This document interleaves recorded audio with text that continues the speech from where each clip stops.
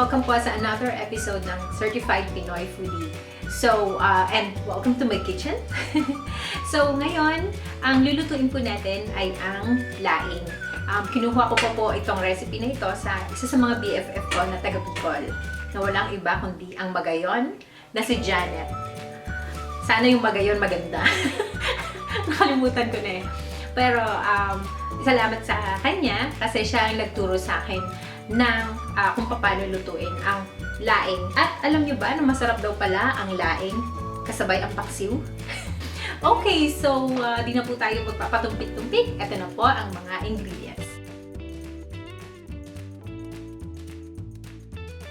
Okay, so ang una po natin gagawin, igigisa po natin yung bawang, sibuyas, luya, at pork dito sa ating lutuan or kawali.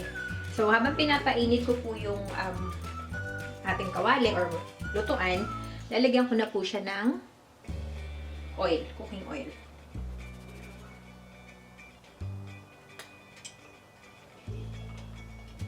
Okay, so hintayin lang po natin uminit. At igigisa na po natin ang ating bawang, sibuyas at luya.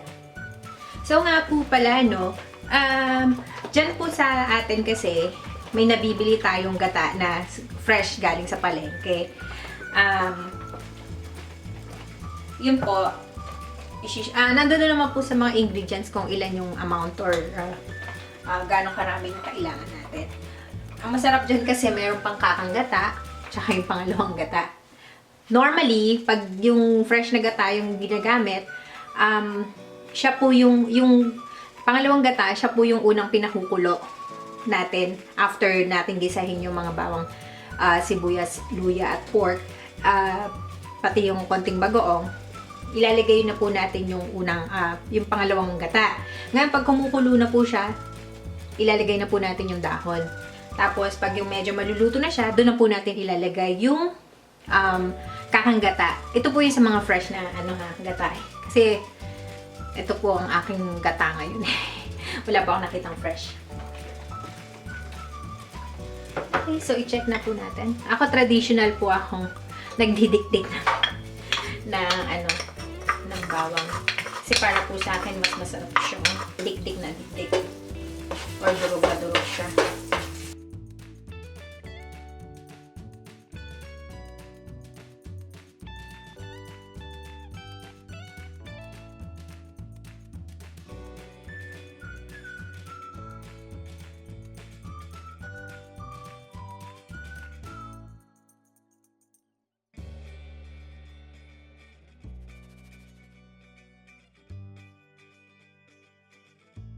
Tapos po, no, sa anghang or sa sili, depende po sa inyo kung gaano ka-anghang ang gusto nyo. Well, you can always cut sili and yun, pwede nyo namang hindi ilagay dito or habang kinakain nyo ng laing, dun nyo siya ilagay sili. Kasi yung iba, medyo kakain sila ng laing pero ayaw nila ng maanghang. So, parang hindi nila natotolerate yung masyadong maanghang.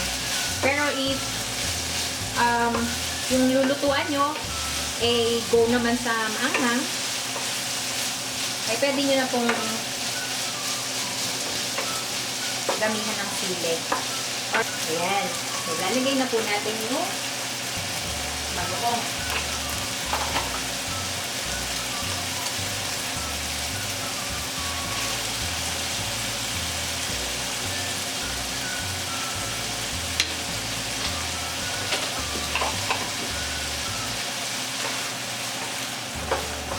So, if you will continue to watch this show or itong cooking tutorial na to, malalaman nyo medyo bandang huli kung ano yung secret ingredients ni Janet. Or, ewan ko kung secret ingredients nito talaga ng mga taga-Bicol. We will know.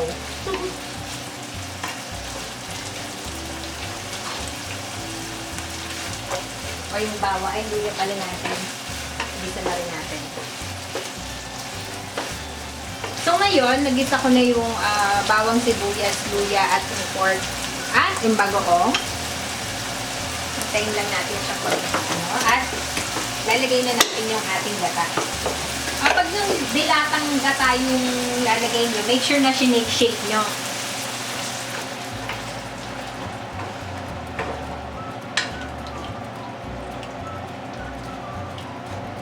Para yung mga buo, ay yung, kasi di ba yung gata, tumitining, yung parang water niya nasa ilalim, yung pinakagata nasa ibabaw. So, kailangan shake nyo yung lata para hindi, para mix na mix siya or halong-halo siya.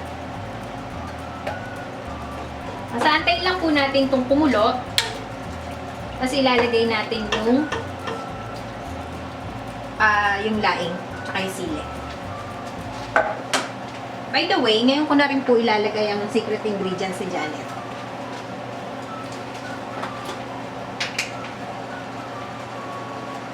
Alam niyo ba kung ano ang secret ingredients niya? 1/2 teaspoon ng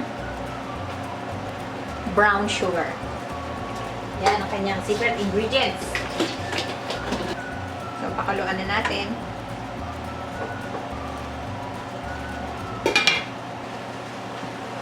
Ayan, kumukulo siya. So, hihinaan ko po yung apoy, kasi hintay na lang natin siyang maluto. Itong nga po pala, kung bibili kayo ng ganito, na nasa plastic, ito ay 100 grams.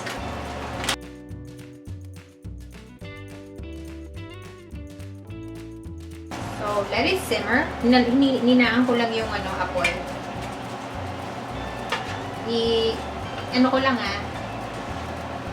Ihahalo ko lang. May nagsasabi na wag daw halu-haluin yung laing habang niluluto. Pero itong ginagawa ko, lalagyan ko lang ng gata make sure na sa gata yung dahon na basa sa gata. Para habang nagsisimmer siya,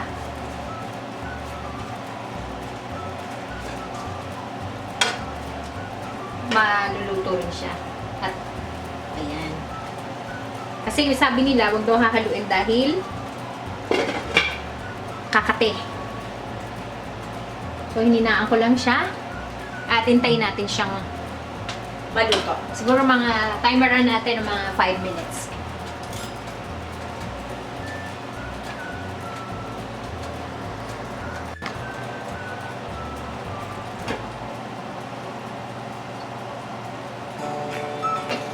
Okay, so 5 minutes later, tinimer ko po siya. Ayun na po ang itsura niya. So, ang gagawin ko po, ilalagay ko po itong aking pangalawang gata, which I consider na ito yung kakang gata. Okay, so lagyan na lang natin.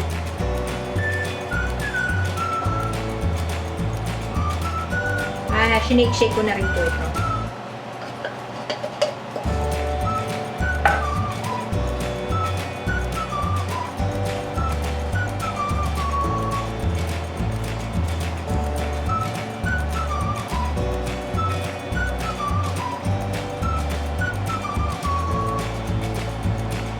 And I'm putting back the heat sa medium. Kasi kanina, hininaan ko siya.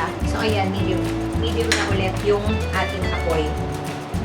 So, we'll just let it simmer. Siguro mga 10 to 15 minutes. Okay, so it has been 15 minutes. Tignan natin kung pwede nang tikman ang ating okay. Wow! Tignan nyo naman, ang sarap ng itsura niya. Kung ang tiniguro, para tikman na natin.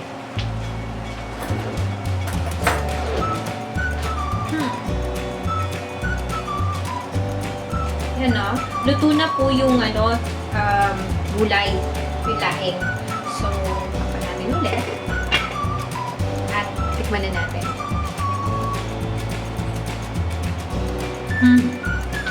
Sarap. Napaso-paso. Grabe, ang sarap. Jana, thank you so much sa recipe mo. Wow, grabe, ang sarap. So, masarap din tong sabayan ng pritong galunggong o kaya daing na bangus. Crave tuloy ako ng galunggong. Saan kaya makakabili? Okay, so, ayan, luto na po siya. After 15 minutes natin sinimmer, Ayan, ang ganda-ganda ng kulay niya. Ang ganda, medyo manuyo-nuyo siya. So, papatuloy ko na yung apoy para matuyuan ng sobra. At ihahanda na po natin ang ating dinner plate para kakain. Okay, so ito na po ang ating moment of truth. Okay.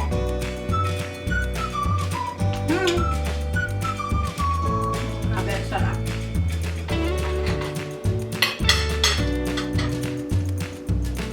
Ang sarap. Okay, so again, thank you for watching. Sa mga subscribers ko po, at mga nag-subscribe na, maraming salamat po sa suporta. At sa mga hindi pa po nag-subscribe, subscribe na po kayo para updated din kayo sa mga recipe or food na mga niluluto natin. Hindi lang yan, no? Shout kayo. Marami akong surprises sa inyo sa mga susunod na vlog ko. Ipapasyal ko kayo. Okay? Okay, so once again, thank you very much and bye! Food trip na ako!